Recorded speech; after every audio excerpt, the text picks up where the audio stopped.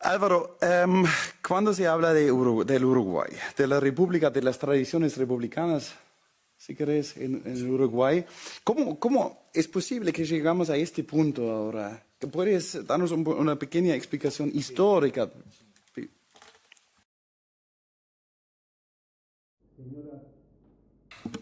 Señoras y señores miembros del Parlamento Europeo, mi país, Uruguay, se ubica en América del Sur. Limita al norte y el este con Brasil, al oeste con Argentina y al sur lo baña la quinta cuenca de agua más grande del mundo, el Río de la Plata. Uruguay, entre Argentina y Brasil, ocupa un lugar privilegiado desde el punto de vista geopolítico en el Atlántico Sur. En el pasado fue identificado como la Suiza de América. La identidad de mi país se basa en la democracia y el respeto del derecho internacional. Nuestro escudo nacional en el 2029 cumplirá 200 años. Sus símbolos resumen la igualdad, la justicia, la fuerza, la libertad y la abundancia para sus habitantes, también para aquellos extranjeros que recibió nuestra patria desde su independencia. Nuestro héroe nacional es el general José Artigas. Su padre y su abuelo fueron militares españoles. Su impronta se basó en la democracia, esencialmente por el respeto a los ciudadanos a la hora de elegir sus gobernantes. Mi país vivió 200 años de historia con vaivenes bajo esa premisa, basado en el respeto de la voluntad popular. La dictadura uruguaya en noviembre de 1980 impulsó una profunda reforma constitucional que fue rechazada por la ciudadanía. A los dictadores de turno no se les ocurrió hacer fraude y desconocer la decisión del pueblo. Lamentablemente, tengo que comunicar al Parlamento Europeo que todo se perdió ya hace más de 15 años. Finalmente, a través del voto popular llegaron los iluminados que desacataron y violaron la Constitución, al tiempo que se colocaron por encima de la decisión de la ciudadanía, la decisión directa, alterando el equilibrio de poderes y la seguridad jurídica que se había instaurado el 1 de marzo de 1985 tras casi 12 años de dictadura. El responsable directo fue un idolatrado compatriota en centros de poder mundial, especialmente amante de una ideología que poco respeta la democracia. Me refiero a José Mujica Cordano, un guerrillero que fue parte del movimiento Tupamaro y que con el paso de los años, a través del voto popular, presidente de la República Oriental del Uruguay. Durante su gobierno en el 2010-2015, en el año 2011, Mujica no resistió la presión del Partido Comunista en el Uruguay y arrastró a la fuerza política gobernante a imponer una mayoría parlamentaria, dejando de lado al legislador más poderoso, el pueblo. En el año 2009, Mujica, cuando se aprestaba a ser candidato a la presidencia de la República, ya había sentenciado que la temperatura llevaba a la derogación de la caducidad. ¿Cuál fue el proceso? El 1 de marzo de 1985 vuelve la democracia al Uruguay, consagrada a través de una negociación entre parte del sistema político y las Fuerzas Armadas que se conoció como el Pacto del Club Naval, celebrado en agosto del año 1984. A una semana de instaurada la Nobel Democracia, son amnistiados los tupamaros que en la década de los años 60 se levantaron en armas contra el Estado constitucional. Guerrilleros que también fueron sindicados como terroristas por el derecho internacional. Pero también conspiraron para la caída de la democracia que se produjo el 27 de junio de 1973, miembros de organizaciones de izquierda e integrantes del Partido Comunista en el Uruguay. El Partido Comunista en mi país, 9 años antes de la caída de la democracia en el año 1964, creó un aparato armado clandestino con capacidad de combate similar a una unidad de las Fuerzas Armadas y claramente muy superior al armamento con el que contaban los tupamaros. Pero nunca lo utilizó. Tampoco podemos soslayar que el Partido Comunista que existió y hoy existe en el Uruguay fue el satélite número 1 de América del Sur de la desaparecida Unión Soviética durante la Guerra Fría. Después de perdonar los pecados a tupamaros, comunistas, etc., la democracia consideró que si había un juicio de responsabilidad, la amnistía sería para todos los actores que participaron en el marco de un conflicto no convencional. Una mayoría parlamentaria surgida por las urnas 2 años atrás, en 1984, en diciembre de 1986, perdonó a militares y policías que violaron los derechos humanos durante la dictadura. La Guerra Fría, sin contar Europa y América del Norte, arrojó la muerte de 25 millones de personas en una proporción de 7 civiles y 1 militar. En Uruguay, como en todos los países de la región, se produjo ese conflicto no convencional que arrojó durante los enfrentamientos el fallecimiento de civiles inocentes, miembros de la fuerza de seguridad, guerrilleros y desaparecidos. Tras votarse la ley de caducidad en diciembre de 1986, inmediatamente los tupamaros, en el marco de las normas jurídicas vigentes en el Uruguay, lanzaron la idea de una consulta popular para derogar la ley de caducidad. El Partido Comunista no estuvo de acuerdo, pero por cálculos políticos. En medio del proceso para obtener las firmas para que el pueblo decidiera refrendar o derogar la ley, la Suprema Corte de Justicia en mayo de 1988 estableció que la ley de caducidad era constitucional. Ese fallo fue el primer gran hito jurídico tras su aprobación en diciembre de 1986. Los defensores de la norma, incluyendo el entonces presidente Julio María Sanguinetti y líderes de los partidos fundacionales, Colorado y Nacional, sostuvieron que era una herramienta necesaria para consolidar la paz. No mencionar este fallo es ocultar una parte fundamental de la historia jurídica del país. En abril de 1989, el 57% de los electores, el legislador más poderoso, optó por primera vez refrendar lo aprobado para la mayoría del Parlamento Democrático en diciembre de 1986. En el año 2005, por primera vez en la historia, a través de la voluntad popular, asume el gobierno el Frente Amplio, una fuerza política considerada de tendencia a la izquierda con grupos marxistas-leninistas que reúne tupamaros, comunistas, socialistas y demócratas cristianos, etc. Todo cambió en octubre del año 2009, es decir, 20 años después de que se pronunciara la ciudadanía. Los ministros de la Suprema Corte de Justicia que integraban la corporación en ese momento ignoraron el precedente, debo decir, de cosa juzgada 2 décadas atrás y declararon inconstitucional los artículos del primer capítulo de la ley de caducidad. La justicia tomó la decisión a poco más de un mes de la segunda consulta popular que coincidió con las elecciones generales del 2009 y nuevamente la ciudadanía, pese a esta insólita decisión, ratificó la ley. Pero somos raros los uruguayos. La ley de caducidad aprobada en el 86 contaba con 16 artículos, pero solo fueron eliminados los del primer capítulo.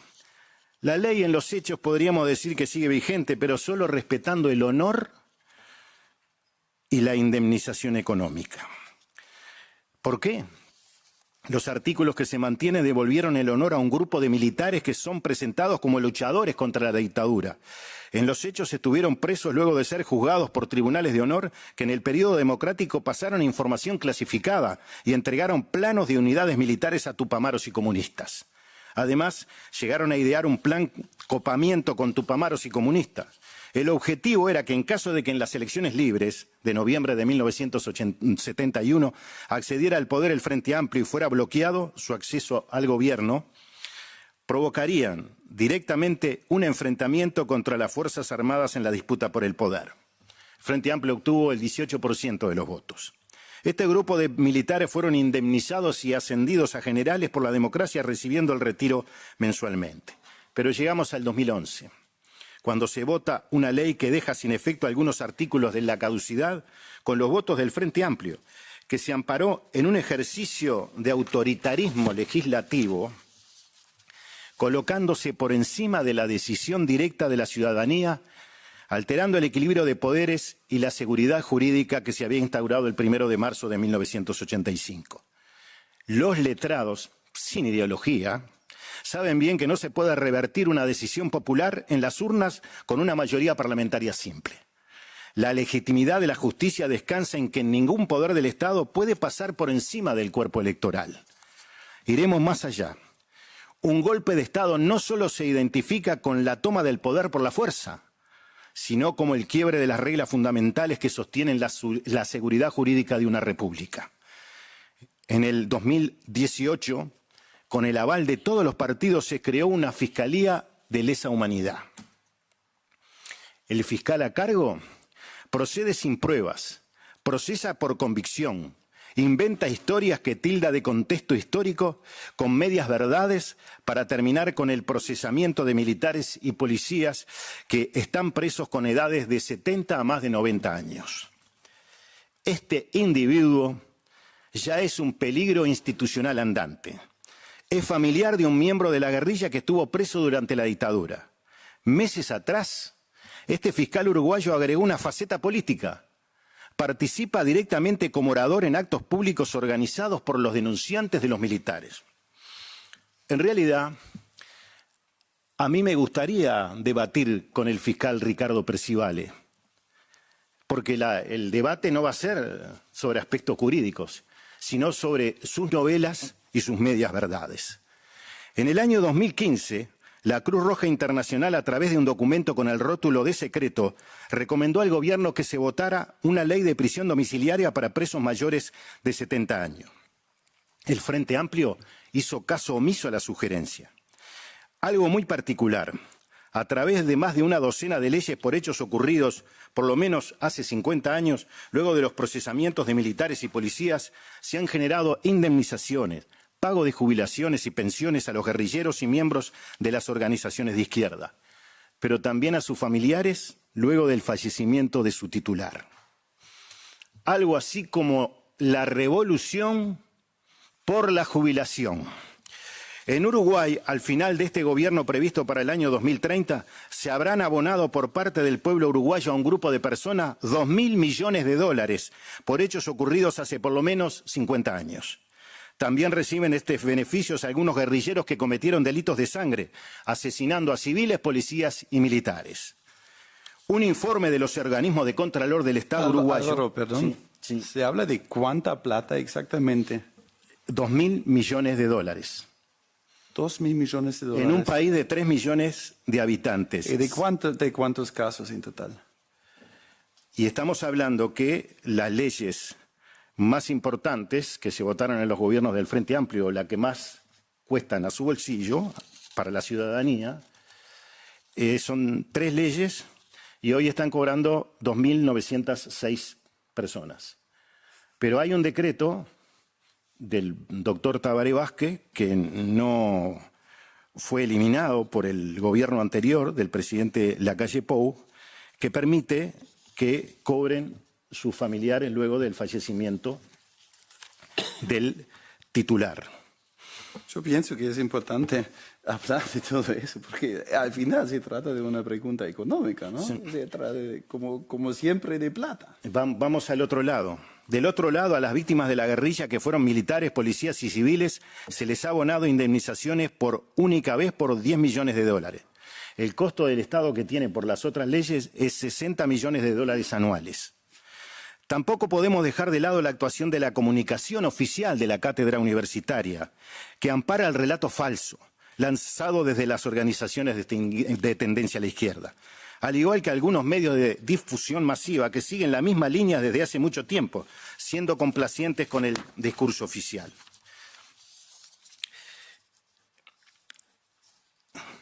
Ustedes preguntarán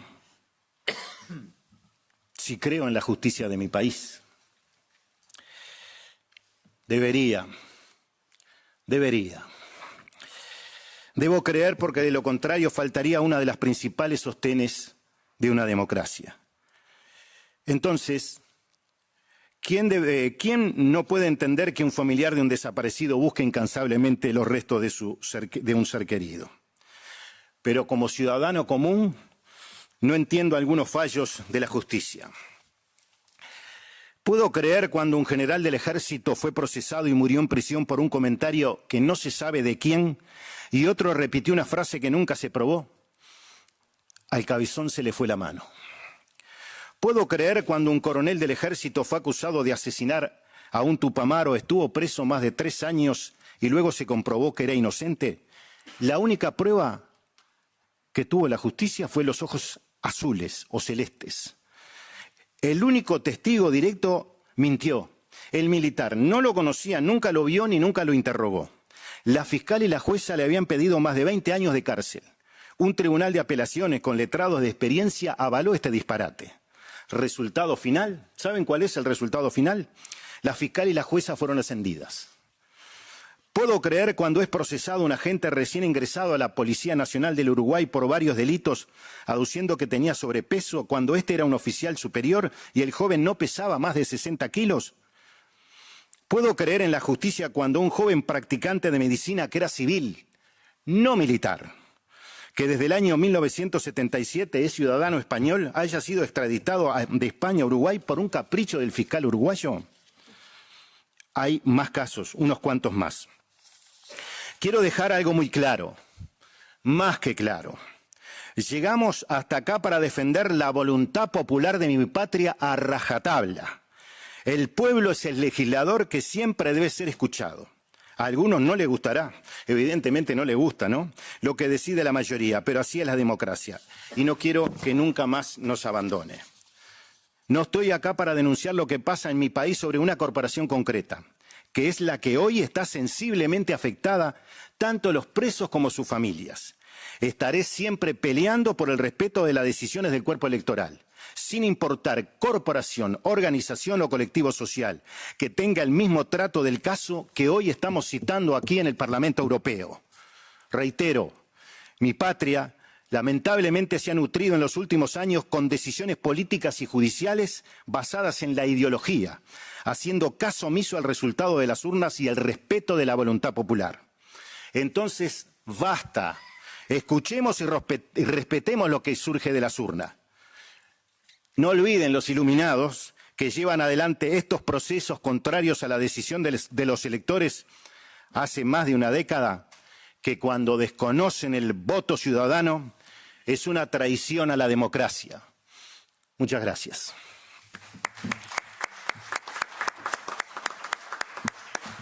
Muchísimas gracias, Álvaro.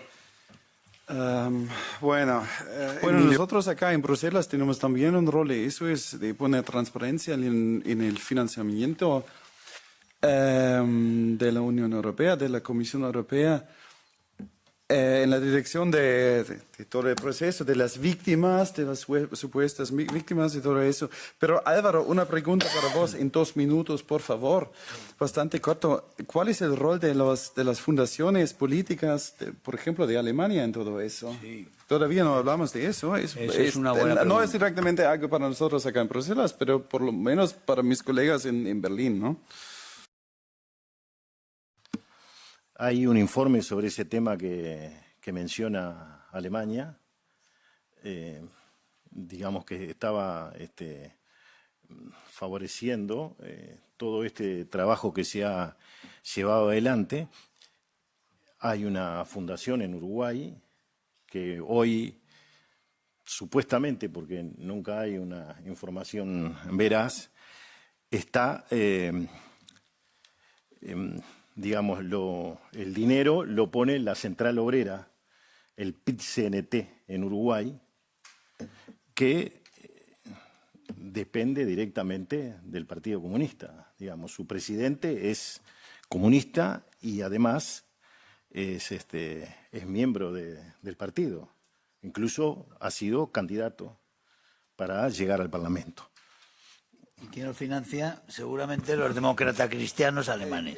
Eso es, exactamente así es eso. Que Sí. puedes estar un poquito más preciso. Seguro. Quizás. Lo llamativo de esto es que son organizaciones internacionales que todo el mundo puede pensar que son de tendencia a la derecha o a la centro derecha. Sin embargo, están financiando estos procesos. Y como decimos en Uruguay, los abogados, cuando se presentan en un juzgado, están pateando contra el clavo, porque saben que hoy, en este caso, militares, policías e incluso civiles, que son citados al juzgado, ya saben que van a ser procesados. Es así. 100%, no hay Cecilio, posibilidad por de favor. nada.